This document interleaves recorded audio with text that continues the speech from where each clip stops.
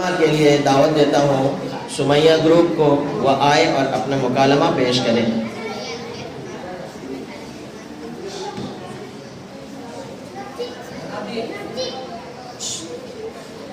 सैदाबादी, अस्सलामु अलैकुम व रहमतुल्लाहि व बरकातुहू।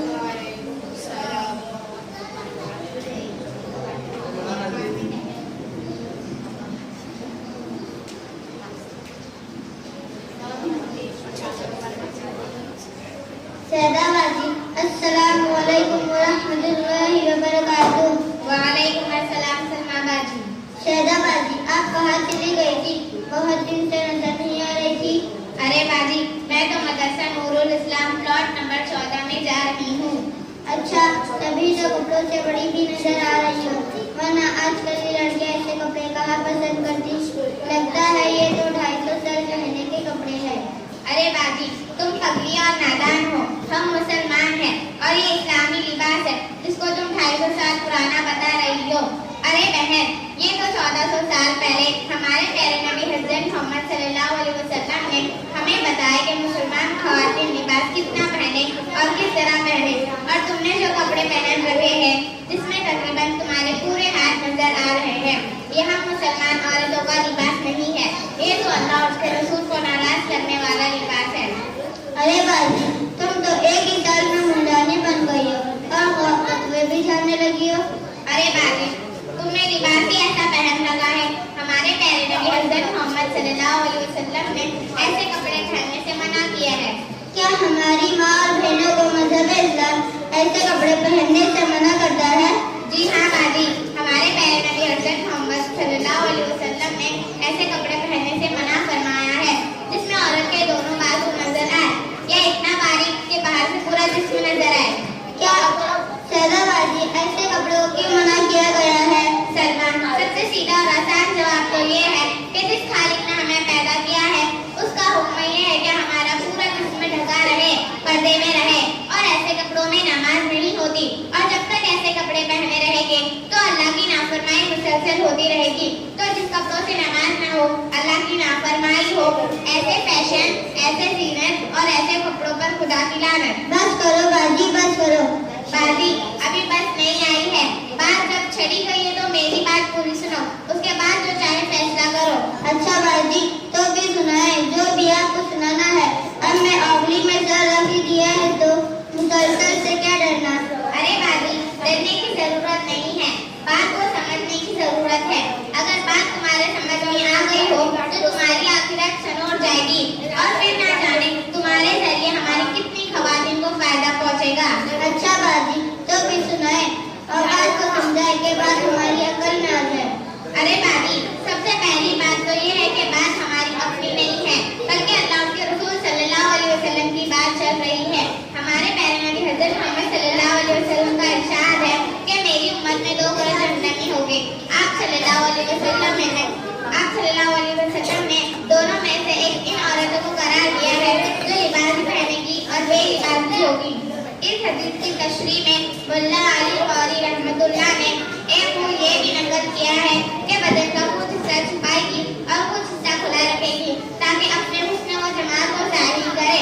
ऐसी औरतों के बारे में हमारे प्यारे हुजूर हज़रत मोहम्मद सल्लल्लाहु अलैहि वसल्लम ने बयान फरमाया कि वो जन्नत में दाखिल ना हो सकेगी और अपनी खुद को ना पा सकेगी। इसलिए मुसलमान बहनों को इस गुनाह अजीम से अपने आप को बचाना चाहिए। अच्छा, तो फिर मुसलमान बहनों को ज़ैब व ज़ीनत और सजने संवरने की इजाजत नहीं है?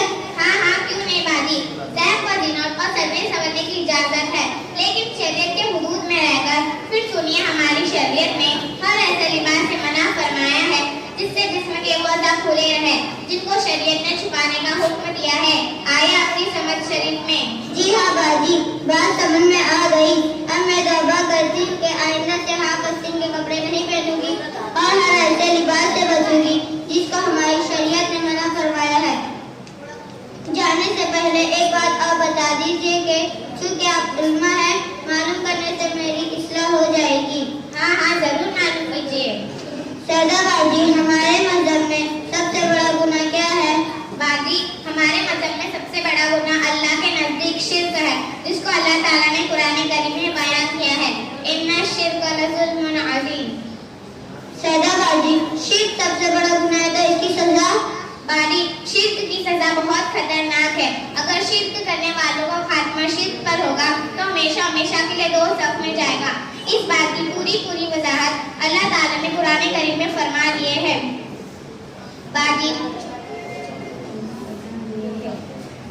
दोज़ख में अंगारे पहाड़ों की चट्टानों के बराबर है, वो हमेशा डकते रहते हैं। दोज़ख में बड़े बड़े सांप हैं, बिच्छू है, और ये सांप बिच्छू शिर्क करने वाले लोगों को काटेंगे, डसेंगे और ये लोग मौत पुकारेंगे, मगर वहाँ मौत नहीं आएगी और ना ही कोई बचाने वाला होगा। तौबा अल्लाह मेरी तौबा, ये तो बहुत कड़ी सजा है। अल्लाह ताला हमारी शिर्क से हिफाजत फरमाए। एक बात और बताए कि हमारी बहुत सारी बहनें हैं, बुजुर्गान दीन की मज़ारात पर जाते हैं, इनसे अपनी मन्नतें मांगते हैं, इनसे औलाद मांगते हैं। कोई लड़का कोई लड़की की तलब करते हैं, तो क्या बुजुर्गान दीन की मज़ारात पर खवातीन को जाना और इनसे औलाद वगैरह मांगना दर्द है या शिर्क? देखो बाजी, और गौर से सुनो, मैं अपनी तरफ से कुछ नहीं कहती। हमारे प्यारे नबी हज़रत मोहम्मद सल्लल्लाहु अलैहि वसल्लम का इरशाद है, बुखारी शरीफ की रिवायत है, लअनल्लाहु ज़रियातिल क़ुबूर वल मसाजिद। अल्लाह ताला ने इन औरतों पर लानत फरमाए है जो कब्रों पर जाती है और उन पर सजदा करती है। बाजी, जरा आप इस हदीस में गौर व फिक्र कीजिए कि अल्लाह के नबी हज़रत मोहम्मद सल्लल्लाहु अलैहि वसल्लम ने ऐसी औरतों पर लानत फरमा रहे हैं, इससे बड़ी बदबख्ती और क्या हो सकती है जिस पर हमारे प्यारे नबी हज़रत मोहम्मद सल्लल्लाहु अलैहि वसल्लम ने लानत फरमा दिए हैं। तुम्हारी दूसरी बात का जवाब ये है कि अल्लाह के अलावा किसी और से मांगना, इसका नाम भी शिर्क है। ये तो हमारा अकीदा होना चाहिए कि सब कुछ देने वाली ज़ात अल्लाह की है, नफा और नुकसान अल्लाह की तरफ से होता है। यहाँ तक फरमाया गया है कि ज्योति का तस्मा भी टूट जाए तो उसको अल्लाह से ही मांगना चाहिए। आइए आपकी समझ शरीफ में।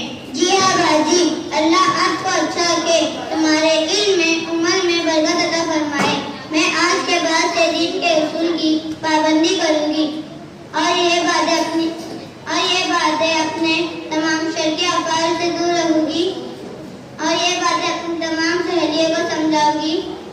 मैंने आपका बहुत वक्त लिया है, माफ करना, लेकिन बहुत फायदा भी हुआ है। अल्लाह ताला तुमको इसकी बेहतरीन जज़ा अता फरमाएगा। अस्सलामु अलैकुम व रहमतुल्लाहि व बरकातुहू। वालेकुम